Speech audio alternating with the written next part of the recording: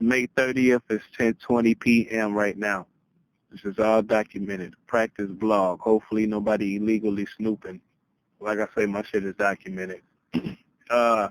Yeah, the last one I left off at, I believe I was talking about this Jewish tribe called the Banu and Nadar, or Nader. They got kicked off the land, and it took about 15 days, blah, blah, blah. Now, in reading, I came across another portion of this book, and it's called The Possessions of Qurayza.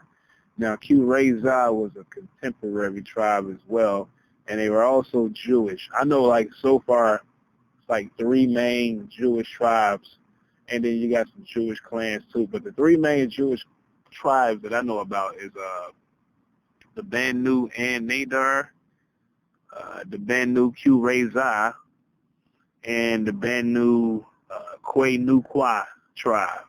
There was another one, but this is more so like a clan, and they were a part of the Banu-Qurayza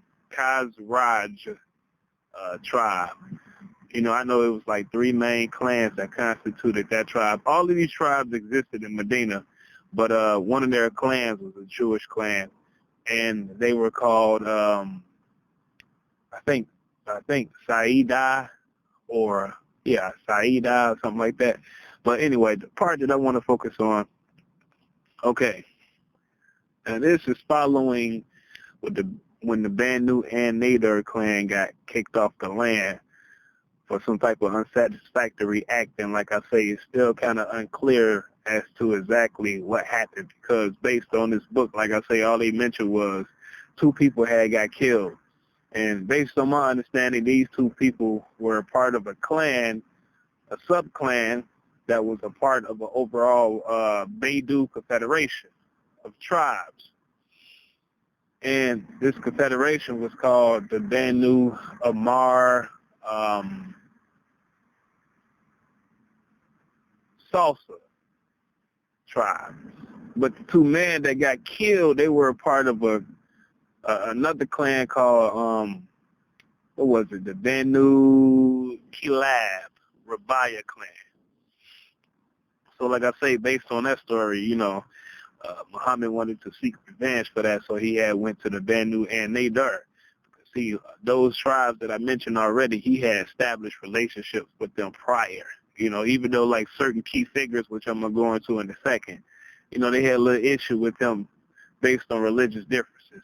But anyway, for whatever reason, you know, they didn't follow through with something. I know, like, they were supposed to stone somebody, and then Muhammad changed his mind. And so, you know, he took it as a violation of the covenant they had, that he had established with these people. And the covenant was a part of the Constitution of Medina that was officially put together in 622. So this had happened like in 626. No, actually 625, I think. Either 625 or 626, because I found a little discrepancy as far as the dates, but it happened like around that time. So when they got kicked out, later on, you know, you got to take into account, or I had to take into account that they were still in conflict with the Quraysh tribe. You know, Muhammad was basically like he was sort of a fugitive. You know what I'm saying? This is like, 10 years later still? You know what I'm saying? So you still had like conflict between him and those of Quraysh. And when I say 10 years later, I'm talking about after 616, you know, when persons of Quraysh had sent 2 delegates across the Red Sea. But anyway, so when I'm reading the literature, not the second portion, but they start talking about like what happened between the Qurayza tribe. One of the major battles that came up was one called the El Khandak battle. That's how I pronounce it, because it's A-L, then hyphen K-H-A-N. So I'm assuming it's pronounced just like Khan, and then D-A-K.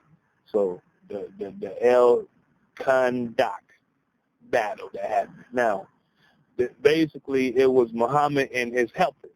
Now, you know, based on their jargon, his helpers, the people in Medina who who either converted or, they maintained their own belief system, but they became companions to Muhammad. They were called Ansars, which is Ansars. It's a little differences of the spelling, just like the tribe Quraysh sometimes is spelled Quraysh or Quraysh. But anyway, they were called Ansars. So, they were in conflict with the Quraysh people. Now, all they basically said was that Qurayza had ended up joining Quraysh after they got kicked off the land or kicked out. And it also took about 15 days for them to get kicked out also. So I was thinking, that's what they said about it, and then they went into, the details of the battle. But before I go on, I want to say, my personal view is this.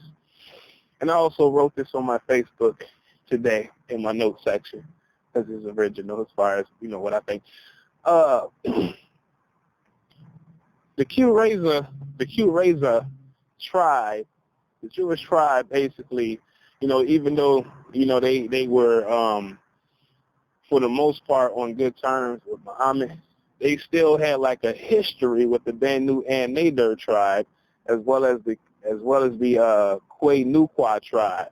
So I feel like when the Banu and Nadir tribe got kicked off the land, it kind of built resentment. If there were not resentment amongst a significant amount of people already, I feel like that act within itself created it or engendered it. And the reason why, when I read about the leader, the head, the chief of the Banu and Nadir Jewish tribe, it kind of made sense. It was a guy named Huyay ibn Akhtab. That's how his name is spelled. It's pronounced. It's Huyai and then Ibn and then Akhtab, which is Akhtab. Now, when I read about that guy, because I put his name a part of my jargon as well, so I looked him up and I got some more information about him. But basically, when Muhammad had made his immigration to Medina, when he went north, 200 miles north, that was one of the people that he had came across, or they came across him actually, because he had went to meet Muhammad to see what he was talking about. Now, this guy was not only the chief of this tribe, but he was a rabbi. So there's a quote from his daughter. And before I get into the quote, just to talk about the relation or the, I don't want to say coolness, but the funness, I guess, between these two different tribes prior to Muhammad going there. I think one of the hints is that the fact that that guy, the chief of the Banu and Nadir tribe, Huyay ibn Akhtab, he had 3 kids. He had 2 daughters and a son. And the woman that he married and had kids with came from the tribe of Qurayza. So I feel like that is a hint within itself. That's a sign of peaceful relations between these different tribes prior to Muhammad coming over and spreading his philosophy and converting more people in Medina. So the quote from his daughter was that, she said that basically when she was young, her father went to meet Muhammad. It's funny to me too, though. And then when he met the guy, she said he came back and she remembered that he was worn out and exhausted. And I don't think it was just because of the journey. She said he was worn out and exhausted. And he said that, they used the term anonymity, but he had a certain disdain for Muhammad. So obviously he had a conversation with them, and they probably exchanged ideas and this and that. And I guess Muhammad, where he was coming from, he probably defended his views pretty well, and that guy felt some type of way about him, so he didn't like him from that point, and he said he would never like him. You know what I mean? And then, I know part of their future conversations, because based on the quote from his daughter and what was written about her father, they had a lot of public debates. And one of the things they would talk about is what was called mystical letters or mystical writings, and I guess the interpretation of them. So Huyay ibn Akhtab and Muhammad, conversed about that quite often. But he always had some type of dislike for him. But, I guess, for practical reasons, they remain on good terms with each other. In fact, this guy named Abu Jab. Now, Abu Jab was one of the heads of the Quraysh tribe, and he was one of the main proponents of Muhammad as well. There's another guy also named Abu Sufyan or Sufyan, and I'm thinking like either that's a translation of the same name, or that guy came later after Abu Jab, or he was just like another elder of the Quraysh tribe. But anyway, that guy had somehow made it to Medina. I'm going to assume that he made it to Medina. You know what I'm saying? Or at least close to it, because he supposedly went to where Huyay ibn Akhtab was at one time and tried to convince him or whatnot. But, that guy felt a little funny about it, and he really didn't let him into his house. Dude came to the foot of his door or whatnot, but he didn't let him in. And he didn't do it because he didn't want to be, I don't want to say like tainted, but he didn't want to create any type of issues with Muhammad and his answers.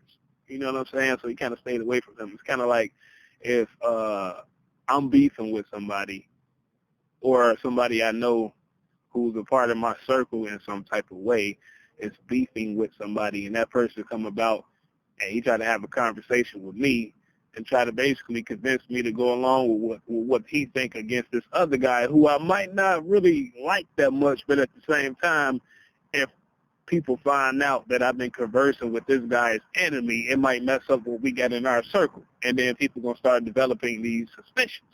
So that's basically the attitude that Huyay ibn Akhtab had. So he, was kind of, I guess he didn't go along. So that was a hint within itself. So I feel like when they kicked out this group, this Jewish tribe, the Banu and Nadir, I feel like that created more resentment. So when the Qurayza tribe left, that's when they linked up with the Banu and Nadir, who had linked up with the people in Quraysh. And that's when they fought against Muhammad and his answers. And it was, like I said, the Battle of Kandak. So they had decided to attack Medina. Muhammad and his helpers, what they did was, you had little fortresses and stuff like that in Medina. So they basically dug ditches because they were outnumbered. The total amount of people that fought in this battle was about 10,000, but the majority of the men were on the side of the people fighting against Muhammad. Those people were called the Confederates, all right? Again, the Confederates consisted of those on the side of Quraysh. And later on, so you got Quraysh, you got Qurayza, and then later on, Banu-Qurayza, which I'm about to get into in a second. So those people numbered about 7,000. All of the fighters and allies with the Prophet Muhammad at the time was about 3,000 men. So, they kind of like, employed guerrilla tactics. So they dug ditches and around the fortresses that they had. And then, when, like I said, according to the book, Banu-Qurayza was later convinced to fight on the side of the Confederates. But again, I don't think it took too much convincing. I feel like all of them had resentful attitudes because of the move the Prophet Muhammad made, because it was a really bold move. As far as my knowledge of these different tribes, they got like a shared fucking history in Medina going back like what? This happened in 626, right? So I want to say at least 400 years, because all of them trace their ancestry from Yemen. During the 1st and 2nd century, that's when you had this big immigration from Yemen, from Marib in Yemen, after the third collapse of this dam called the Aram Dam, and these Al-Ash people went north. And based on what I read about them, which wasn't a part of the book, The Origins of the Islamic State, is when I got the background information about them a while ago. But all of them had went north And some of them landed in Mecca. Some of them landed in Medina. Some of them landed in other places along the Levant, all the way till they got to like Israel. But you had some people that made it as far, not Israel, Syria, but you had some people that made it as far as southern Syria and then still went south. But in every last stop, you know, you had splintered groups, which is universal. Basically people that like were split up. Like say you got like 200 people, right? We in Chicago, so we gonna move on. We get as far as fucking Wisconsin, the state of Wisconsin, right? And matter of fact, Memphis. Let's just say we get to Tennessee, actually, the state of Tennessee, Memphis, Tennessee. So it's 200 of us. We get to Tennessee, and maybe like 30 people split up and go elsewhere. You know what I mean? Then you got what?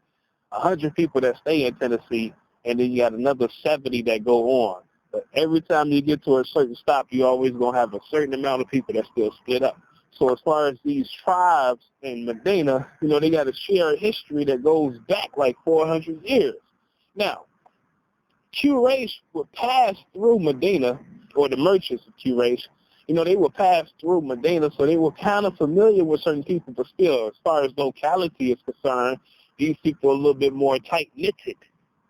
So I feel like when he banished the Banu and Nadir tribe from Medina, hell yeah, that's going to create a little resentment. You know what I'm saying? So I don't feel like it would take them that much convincing. And Abu Jah, more than likely, even though he was of the religion of Jahiliyyah, probably wasn't a dumb guy. So him attempting to have a conversation with one of the chiefs of these tribes that Muhammad had further acquainted himself with, you know, I don't feel like that would have been a dumb move in itself.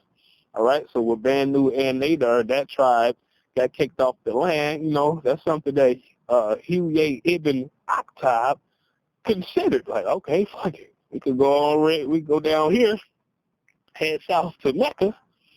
You know what I mean? And we could try to join forces with this guy because now we are upset. We have been kicked out of our homeland by a fucking foreigner. And on top of that, I don't even really like this guy because he thinks differently from me. So that makes sense. Now, as far as Banu-Qurayza, you know, again, I believe that sentiment was shared by them as well. So that is what kind of like rocked them together and had them fuse themselves with Muhammad's enemy from where he was from. Okay, so anyway, during this battle, they fought. And it was a stalemate, you know what I'm saying, based on what I read. But what I found to be interesting is the military tactic that was employed. That tribe of Qurayza was asked to attack Medina from the south, while I guess the rest of the allies attacked elsewhere. Now, I'm not sure if they, you know, I guess they, you know, if they're coming from the south for the most part, they're probably going to either attack from the west or the east. And I'm assuming they probably attacked from the west. Now, when I read about it, you know, I was like, damn, that's similar to what I read in the Bible, the book of Joshua. I had read that book a long time, well, not that long ago. You know, a little while ago when I was in Addison, Illinois, I sat down, took the time, and I read the entire book to make sure I fully understand it, and I liked it. It was kind of interesting. There's a lot of shit that stood out in the book that I can talk about in future blogs. I ain't going to say too much about it right now. But when Joshua and them crossed over, right, and they made it to the Levant from the Sinai, well, basically, they made it across the Jordan River or whatnot, you know, and they had the Ark of the Covenant with them and all that. But anyway, before they crossed over the Jordan River, he had sent, like, I think 2 spies, you know, to the land that they were going to go to, you know, to see how, I guess, their perceived enemy was, the intel of the area. So they went and they stayed there for about 3 days and they left. Finally crossed over the Jordan River, conquered the place. And they began conquering all these different tribes and towns of people. But it was a rule that Joshua gave them. He said, look, do not take no goods, no booty or nothing like that, because it's going to create bad luck. You're going to get punished for that. So I forget the name of this fucking town. It's in the back of my head. I got to look it up. But there was a brigade, part of his army, that went and attacked this town. But it was only like 4,000 of them the first time they went. And this same brigade did take some goods from some of the towns that they had attacked and whatnot. Actually, from the very town that he had sent the spy to. Anyway, they went to this town, and they didn't succeed because they were outnumbered. Because the population that inhabited this place, it was like 15,000 of them altogether. And again, it was only 4,000 men that went. So they turned around, and unfortunately they had to report what had happened. Joshua chalked it up to the fact that they had bad luck, that it was punishment from God for taking goods that you were not supposed to take. So the second time around they went, and they had anywhere between 20 to 30,000. I believe the number is 30,000 men. And they slaughtered the town. But the similarity is this. When they went, instead of attacking from the south, they attacked from the north and the west. And I think the way that they did it was kind of brilliant. What they did was, okay, the people in the town, the soldiers, they went north. So they fought against the brigade coming from the north. But at the same time, a second brigade split and went into the town from the west and slaughtered everybody in the village, and then joined the fight in the north and came behind the soldiers and killed them off that way. I was like, damn. Now, being that Qurayza was the tribe that was sent to attack them from the south, and they were a Jewish tribe, so that means the heads knew of this biblical story. Now, I feel like even if you find a similarity in other happenings of history or in some type of other paradigm, whether before or after, the reason why I draw a relation between this book is because these were religious men, very, very religious men that knew the literature of the fucking Bible. And the book of Joshua is in the Old Testament, so I'm pretty sure they were familiar with that as well. So, especially being that, if you are a Hebrew or a person of Jewish descent, I assume that whole, I don't want to say tale, I don't want to say just story, but that portion of history, especially from Moses upward, is something that a lot of them don't know about. So therefore, I don't think the people in Mecca, as far as Quraysh, were the ones that said, listen, we want this, we want you guys, Qurayza, we want y'all to go south. I don't even think it was Quay-Nuqua. I believe it was the heads of that very tribe themselves who employed that tactic. But obviously they couldn't come from the north because they were already pushed out of the land in the first place. So that's my personal theory on that. So anyway, they lost.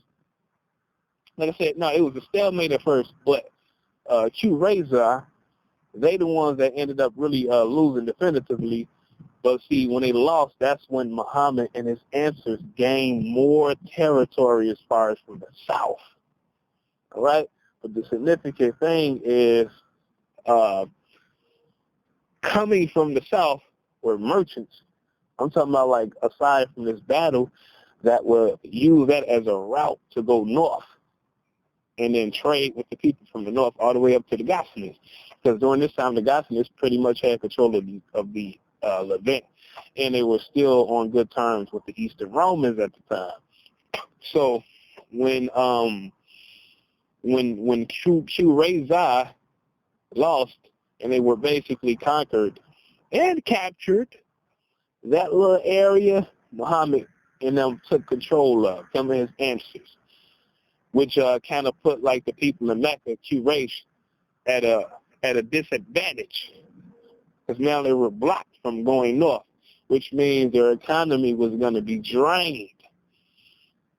You know what I'm saying? And even though, like, later on, they're going to have, like, little bouts and conflict with the people from Syria, I feel like this potentially may kind of, like, add to that. But I didn't go that far yet. I kind of, like, stopped at that. Now, when Qurayza lost, they were captured.